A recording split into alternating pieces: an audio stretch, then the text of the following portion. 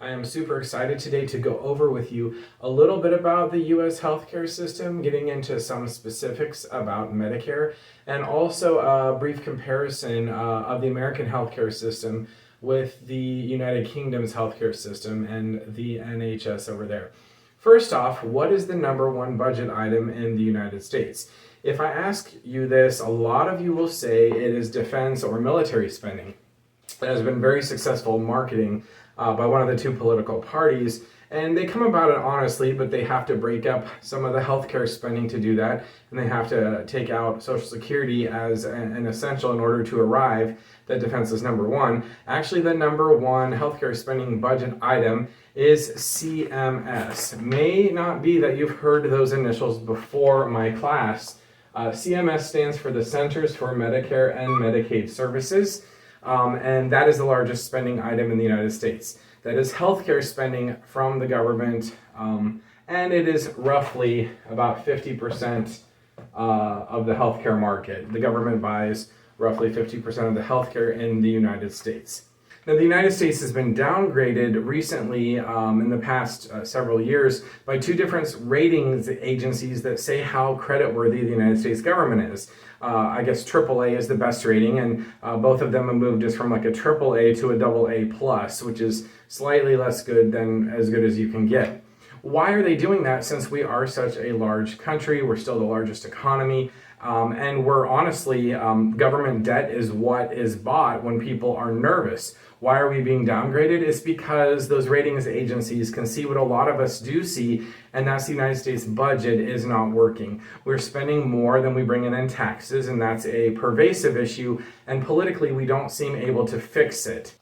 Part of the problem there is CMS is eating up the federal budget. It is growing rapidly, and it does not have a lot of cost containment, and so it is eating up everything else in the budget and pushing the rest of the budget out, so we have to borrow money to sustain our operations. It's politically difficult to solve that problem. It's going to require either cutting this down somehow, this cost down, or raising taxes in order to balance the budget in the future to avoid an eventual crisis. Let's talk what CMS does. What are the components of CMS? There are three major components from CMS. It stands for the Centers for Medicare and Medicaid Services. So obviously we have Medicare to start. We also have another portion, similarly named but very different. It's called Medicaid. And there's also another portion which is called SCHIP. SCHIP stands for the State Children's Health Insurance Plan. And often, I think in Texas and other states as well, if you think your kids are on Medicaid, they actually might be on SCHIP. Now, what does Medicare do? We're going to cover this in a little bit later in the lecture. But Medicaid is aid for the poor. So I'll put indigent here. People without a lot of resources. You have to be relatively low income, very low income, I should say, and have no bank account balances or very little in order to get Medicaid. Now, Medicaid for children through SCHIP is much easier to get. So if you have a family with children on Medicaid or SCHIP, often the requirement is very loose. And so you could have quite moderate income families where their children qualify for SCHIP. But if you're a single adult without kids and you are not disabled, it is very, very hard to get on Medicaid, especially in Texas. And in most states, it's relatively difficult to get on it, but that varies based on the political climate in each state. Let's talk specifically Medicare and who it covers. The easiest group to remember is people who are older. So you have people who are 65 or older. You qualify for Medicare in the month, the first day of the month in which you turn 65. So 65 plus is the first category. The second category is those who are disabled. And you have to be disabled for 2 or more years in order to then qualify for Medicare. So you become disabled, 2 years later, you can then get on Medicare. The third one is kind of an interesting one because you can actually be born on Medicare. You have to have what is called end-stage renal disease. I'll put ESRD for that. End-stage renal disease. And that, in layman's terms, that is kidney disease requiring dialysis. So you have failed kidneys and you require dialysis. If you are on dialysis, you immediately are on Medicare no matter what your age. And by the way, if you get a transplant and no longer require dialysis and you don't qualify in one of these other categories, you immediately go off of Medicare. So Medicare covers people on kidney dialysis. Why, do you ask? Well, 1965, when Medicare was started, it was one of the most expensive things insurance companies had to pay for. So they asked the government to cover it under the plan, and the government went ahead and did that. That's why. Now, looking at this, you would say, well, Medicare is probably very necessary for these people, and I'm not saying it's not, but I want to look a little bit deeper. Amy Finkelstein at MIT has done a lot of work with what does Medicare do for the recipients, and she did a very, very brilliant study where she compared, you can't really, in social sciences, you can't really divide 65 people 65 years old and up. You can't really divide them into two categories. Okay, your category gets health care through Medicare and the other doesn't, and we're going to see who lives longer and who's healthier, okay? Well, she was able to do that in a very clever way. She looked at older adults who were almost on Medicare, compared and adjusted with a cohort that was younger retirees, like just 65 and a little bit older. She compared the two groups, and what she found was a little interesting. Medicare doesn't save lives. What Medicare does, she found, is it financially relieves pressure on seniors, which I would argue that having less financial pressure probably improves health as well, but she did not find a direct correlation. So we know health insurance from this plan, even though Medicare is considered pretty good insurance, doesn't actually save many lives, but it does improve people's well-being and their sense of being able to afford things. There's another study that shows very interesting. It's called the Oregon Healthcare Study. For a while, Medicaid was expanded temporarily in Oregon, but they couldn't afford all those single adults who normally don't qualify for Medicaid. So they actually had a lottery, and they randomly basically assigned some people to healthcare and some people not. They found the same thing. Health outcomes in terms of preventing death, other things like that, were not actually that much better when people had health insurance. Health insurance is useful, in other words. It helps us to live a quality life. It relieves financial pressure, but everybody's going to die, and you're still going to die whether or not you have health insurance. And it may not, in our country anyway, it may not prevent death the way we think it does, because there's other factors into that, but it does seem to help with the finances. Let's dive a little bit deeper into what Medicare, different components in Medicare, because it actually has different plans within it, and we're going to talk a little bit about those. There's something called Original Medicare, and Original Medicare comes from what was originally done. So we have just Parts A and Part B. Part A covers your hospital coverage, hospitalization, and your Part B covers your doctor's office, so your medical coverage outside the hospital. So your doctor's office visits, your treatment, things like that. That is Original Medicare. Original Medicare is a fee-for-service model. Fee-for-service, I'm going to abbreviate that as FFS. Fee-for-service is this. The doctor performs, or the hospital performs a service, they bill Medicare, and CMS pays the bill. Okay, now if you're just thinking, oh, I'm the doctor, think like a doctor for a second, you're like, okay, so I bill you and you pay me. What do you think is going to happen to prices? Well, prices are going to go up, absolutely. And so there's this negotiation that happens. CMS actually has a building near or in Washington, D.C. It's gray, I think, and people sit in there and set prices for the whole economy, basically. Again, CMS pays for 50% of the healthcare. A lot of the major insurance plans kind of track whatever CMS does. They tend to go with it. So it's large enough, it has market power, but yet fee for service, they're just paying out a fee for schedule that has been agreed on, and tends to be, economists think that fee for service induces demand. That means the doctors are going to order more services than they would otherwise, and it tends to raise cost and raise usage as well. Why are doctors able to induce demand? Well, it's information asymmetry. So you have the doctor knowing more about medical care than do the patients. So the patients don't know, like, oh, I don't need that test, but the doctor is kind of on the fence about it, or really just wants to make money, and so he pushes the test knowing CMS and Medicare will pay for it, so they go ahead and do it, and they actually raise the costs through doing this. That's the Original Medicare. There's actually also a Medicare Part D, which was enacted in 2003. This is not a blame a certain party. The Democratic Party was in charge when Medicare was started, but both parties over the years have expanded CMS coverage, and one of those times Republicans were in charge of it was in 2003. D stands for drugs. So drug coverage started in 2003, and that was George W. Bush, along with Republicans in Congress did this. So drug coverage has to be provided by a private company. You cannot get original Part D because it wasn't original, and it operates going through a network. It operates through a network of you have to buy your private insurance company, but you use a lot of the money that pays for the insurance comes from the government. So that's Part D. There's also something called, sometimes it's called Part C. If you notice, I skipped over Part C. But there's something called Part C or Medicare Advantage. And Medicare Advantage is a privately produced insurance company that gets the CMS money that each person on Medicare is entitled to, and they privately do the insurance. It's very similar to insurance you might get from your employer, although it's often better than what you get through an employer. It's privately produced, privately offered, but the public money is paying for it. People pay for Medicare Advantage, but often the premium is $0 per month because they're very competitive. They're very, very competitive, especially in areas like Tarrant County, larger areas with a lot of people.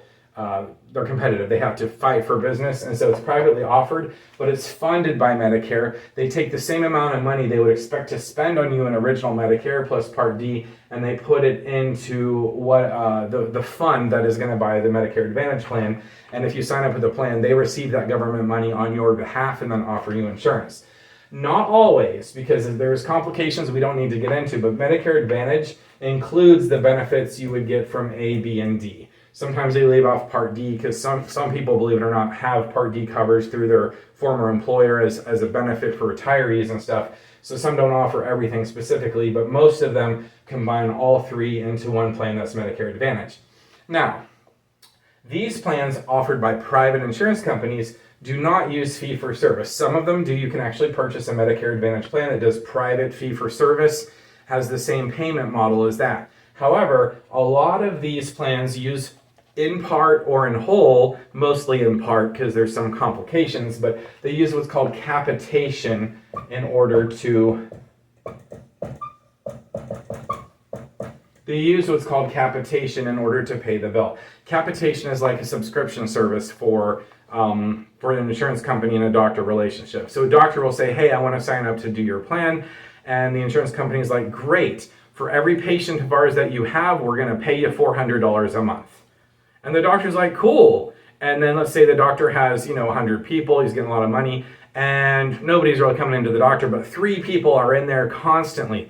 Well, guess what? He gets no additional money for those 3 people who are constantly using his services because it is capitation. Capitation means per person. So he gets $400 a month for each person for the subscription, and no matter how much treatment that person needs or any of those people in that group need, he gets the same amount.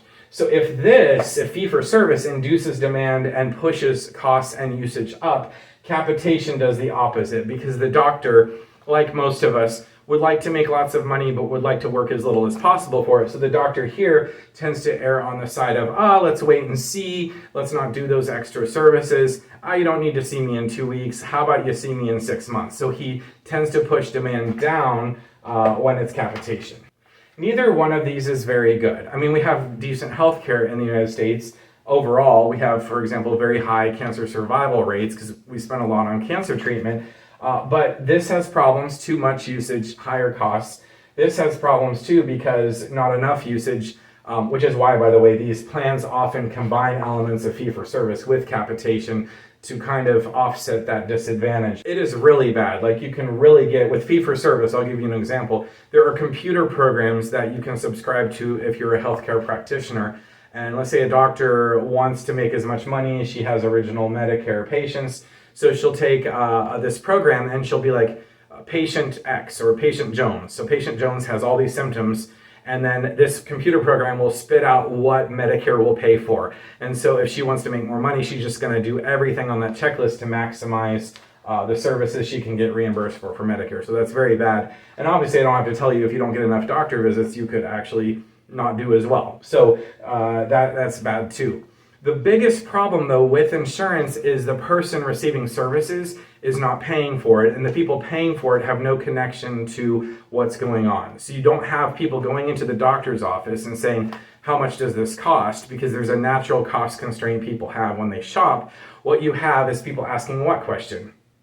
Do you take my insurance? And how much will my insurance cover? What will my co-payment be? What will I have to pay in addition to the insurance? So people are not asking the cost-cutting questions that free market economics tends to do in other things.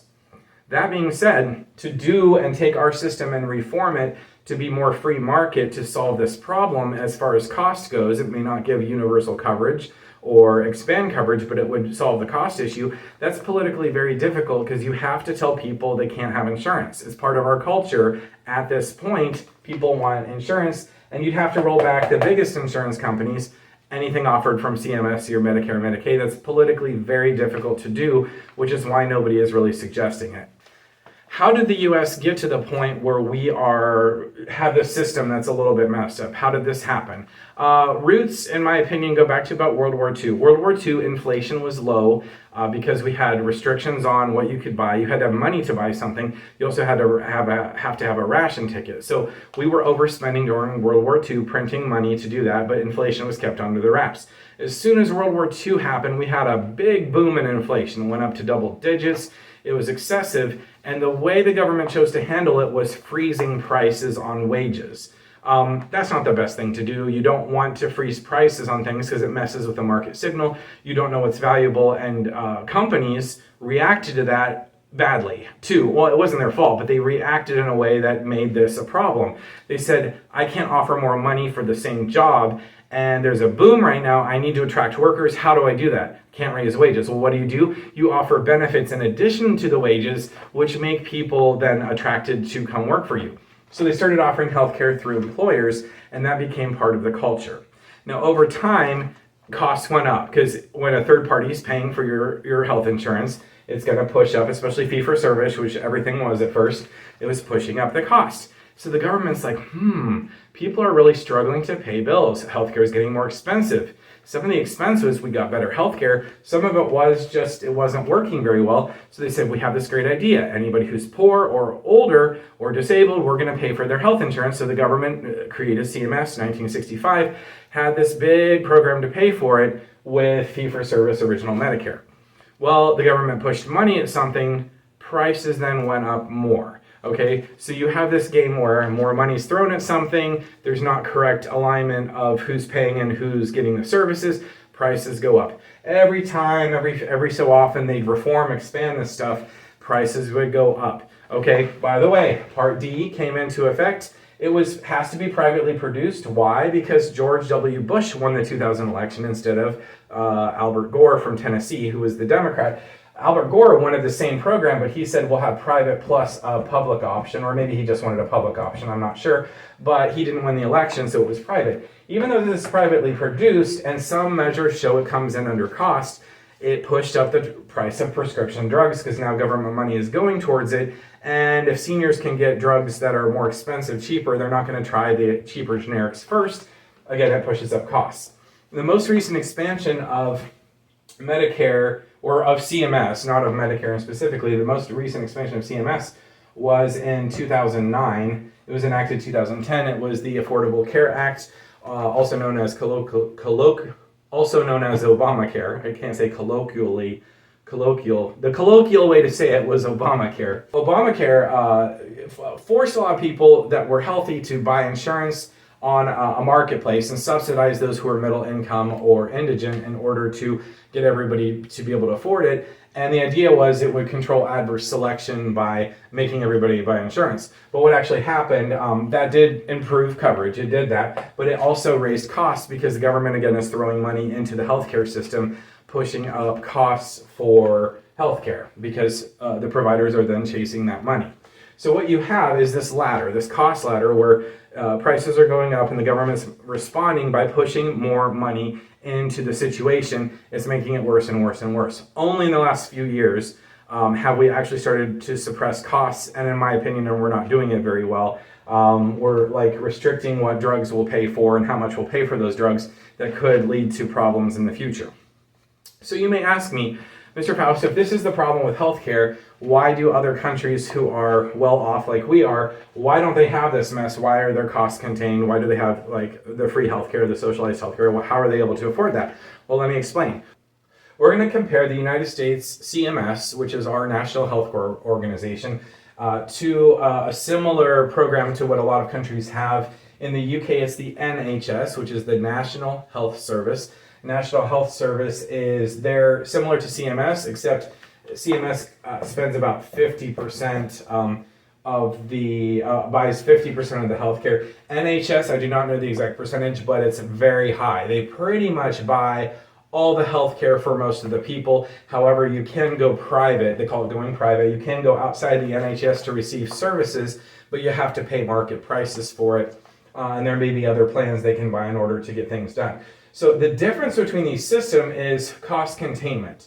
You all know this word from childhood board games, not just childhood, and you also may know that it means something kind of bad for the economy. So if there's a monopoly, it means mono means one, so monopoly means one seller. If you have one seller of a service, they have outsized power in a market to affect how the market operates. They'll end up charging more than they would otherwise, and they can kind of make more money that way. There's another word I want you to know so we can compare it, and that is monopsony. If monopoly is one buyer, monopsony is one seller. So the NHS operates under a model of one purchaser of healthcare. So the NHS in the UK purchases healthcare for the vast majority of people in the UK, and because they're the only purchaser of healthcare, they're able to do things to reduce the costs. They're able to tell doctors no. They're able to put limits on what you can get. They're able to choose which drugs are approved, and all of that stuff has negative consequences. But what it does is it pushes the cost of healthcare for the society down, and it contains the cost, quite frankly, better than we're doing on our model in the United States. It's a falsity to say that this is free market. We already discussed that. This model goes under many different names. It's politically, it's contentious, so it's often changed in the United States when we talk about this. It has been called socialized healthcare before. And my response to that is we already have socialized healthcare. It's only halfway there. It has been called nationalized healthcare. That's fair. It's been called universal healthcare, meaning everybody gets covered. It's been called, about 10 years ago or so, they were calling it single payer, because rather than having multiple payers, like there's CMS, there's Medicare and Medicaid, and then there's also, Medicaid's different, by the way, in each state, how it's handled, but there's also private insurance companies, people getting insurance through work, so there's multiple insurance companies making payments, so they have less negotiating power to push prices down. It's called single payer over here because there's only one insurance company, the public one, that's going to pay for it. But more recently, politicians have started calling those in favor of doing something like this in the United States, they've been calling it Medicare for All. Politically, Medicare is an extremely popular program, and by calling it Medicare for All, making CMS into Medicare for All, it just sounds good, and it's how they're currently presenting the idea of doing a monopsony-powered healthcare plan in the United States. What are some problems we see if we go to this kind of model? A few things. You tend to get, if you keep prices pushed down, you tend to get worse people in the industry because it pays less. So you tend to have lower quality of care. You tend to have less innovation. We pay a lot for new stuff, and so we reward innovation. We tend to get it. You pay less for it over here, so you tend to get less of it. You probably have higher taxes over here because you have to pay for the services that you're getting, so you have to raise taxes on the whole economy somehow in order to fund it. You tend to have less choice, and you still kind of have, you don't fix the equality issue of who gets access to healthcare. The rich in both countries, rich everywhere of all time, always have access to better things. So if that's a concern for you, it doesn't really fix that issue because the rich still can go private or go to another country or find their own means to get the top tier of healthcare that they want. The choice thing, I have a couple of vivid examples to give you, and I'm giving you the more extreme examples. You get problems where you have wait times. Now, in the United States, you have to wait on your doctor to be available, but you do not have a legally mandated wait time that says you have to wait so long before getting the surgery or getting this treatment. You do not see wait times on general practitioner visits, like your family doctor visit. You don't see wait times for that at all because people would complain too much. Anything a little bit weird though, you get kind of, that's where you have a pull of like, this is not so good. An example of this, and it's not from the NHS in UK, it's from Health Canada, which is a similar system. In Canada, I have a friend who is a dentist, so he knows about the healthcare system a little bit. He knows the drill, I could say, since he's a dentist. Did you like that? Okay. So he had a dad who was pretty old. He was in his 80s, and he came down with terminal liver cancer. Not a good diagnosis, but they gave him a prescribed treatment in Canada. They said, okay, you need this chemotherapy, and the goal of it is to make you comfortable and prolong your life. You're not going to recover from this. It's terminal, but we could probably buy a little bit of time. They said, if you don't get treatment, you've got 3 months to live. And then they said, okay, let's find out your Health Canada wait time. And they gave the wait time, and the wait time for treatment was 3 months. So what are they doing? They're kind of waiting for him to pass before they start treatment. It saves the Health Canada system money. Well, he had a loophole, my friend, the dentist. He figured out the schedule of the chemotherapy, and in Canada, if you go to the emergency room, they have to treat you. So we keep the papers of the treatment plan. His dad would have, like, in the emergency every Tuesday, go in and get his chemotherapy. His dad lived about 5-6 months and then passed, but he still was able to get his treatment, so he found a way around it. You get situations, this is from the UK, there was a man who had a defect with his congenital defect on his feet. So he needed his toes needed surgery, and it was rather complex, and the wait time was like 4 or 5 years. This guy couldn't work, and he said, I have to work. And he's like, I can't go private. I really don't want to wait and not work for 4 years. I'm in my prime earning years. And they said, well, we can just like take them off your toes and then give you an insert, and you can then keep working. He had a choice to make, and in this particular situation, he went ahead and had his toes removed and went back to work. So you do have losses there, but it saves society money. Another interesting thing is both societies have access to vaccines against cancer and genital warts for a sexually transmitted infection called HPV, human papillomavirus. There's like 100 strains of it, but several can cause cancer wherever you get it. So they're dangerous, they cause cancer in the future, and some of them cause genital warts, which is not pleasant either. Well, there's 2 companies that make it. There's Gardasil and Cervarix, and they make different types. Gardasil covers like 9 variants, and it covers the cancer-causing variants and also the genital warts-causing variants. But Cervarix covers only the cancer-causing ones, the real dangerous strains of this infection. And so I don't know why, we don't have Cervarix here, so they probably didn't go for approval. We have access to Gardasil here through our system. The NHS had a bidding war. They're like, who wants to give us the lowest price for these vaccines? And Cervarix won. So for a period of time, I don't know if it's still true, but for a period of time, through the NHS, you could only get the vaccine that did not cover genital warts, and that's a loss to the people because they probably have higher rates of that particular illness, and they're not able to do anything about it because they were not able to prevent it the way people who had access to Gardasil did. So you do see some losses there. Hold up, Mr. Faust, you're giving us one side of the story. Tell us the benefits. Absolutely. The benefits of having a NHS-style monopsony healthcare system, the number one benefit, and we have a huge problem with this, is you prevent what is called job lock. Job lock happens in the United States when you get sick, or you think you might be sick, or are about to get sick, or plan on getting sick in the future based on your history. You get in a job with good health insurance and you can't leave. You can officially purchase insurance outside from your employer. It costs an enormous amount of money. Okay, you have to pay for the full plan costs, plus you have to pay like 3% over for administrative stuff. So, and you can only do it for a certain period of time. So you do not have the option very easily to continue insurance when you leave an employer. So people stay at jobs they don't like, they're not a good fit for, because they need the insurance. You do not have this problem in the UK. Having no job lock creates a more dynamic environment where you can try different jobs, you can stop working and start a business, you can take risks, because you're not going to lose your health coverage from doing that. That, in my opinion, is the biggest benefit of having a monopsony healthcare system, is you do not have job lock. It really would help out if we didn't have that in the United States.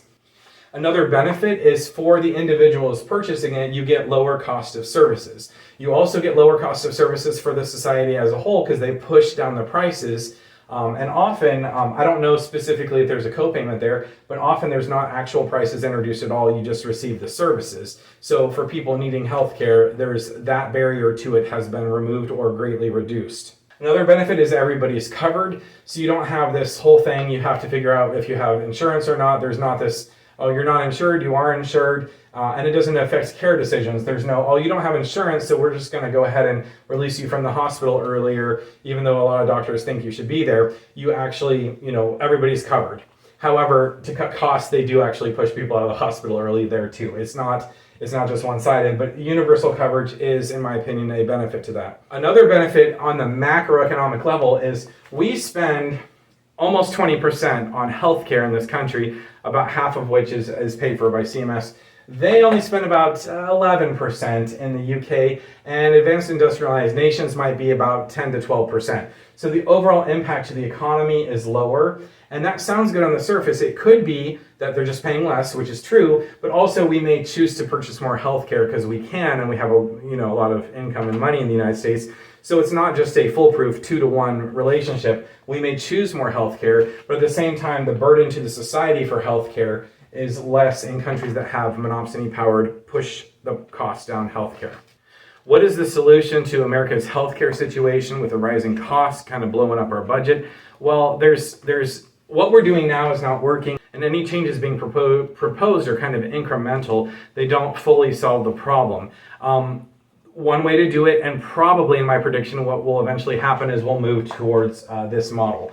Why? It's politically easier to do this because the cost of doing this, the loss of innovation, the lower quality, that comes later. The initial benefits are right now. So it's politically easy to slide in there. People benefit up front and then they complain about it later. The hard way to do it, which would be to take away insurance, as we talked about, that's politically very difficult, as we mentioned. People would be up in arms. Senior citizens who get Medicare and vote in large numbers, they would be in the streets protesting if they could. They can, if they're healthy enough, they'll be out in the streets protesting. Wow, I almost stepped in it there. But this would be politically very bad in order to roll back what's necessary to restore a fully free market or more free market system where prices are there.